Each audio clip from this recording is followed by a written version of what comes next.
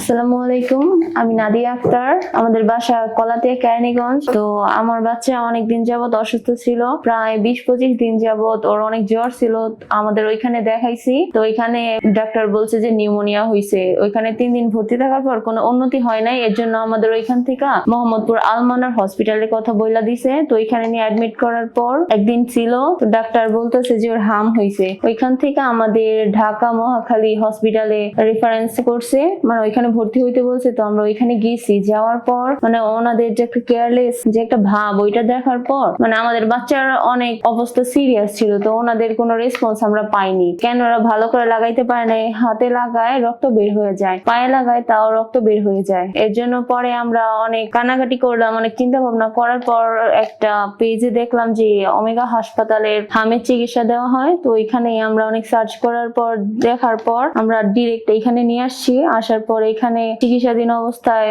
ভালোই উন্নতি হয়েছে, চিকিৎসাটাও ভালো দিছে। ডাক্তারের ব্যবহার, তার নার্সদের ব্যবহার, আমরা 24 ঘন্টায় ভালো সার্ভিস পাইছি। আলহামদুলিল্লাহ এখন আমাদের বাচ্চা অনেকটাই সুস্থ আছে। আমাদের এখন কেবিনে দিবেন, আলহামদুলিল্লাহ আমাদের বাচ্চা হাম থেকে মুক্তি পাইছে।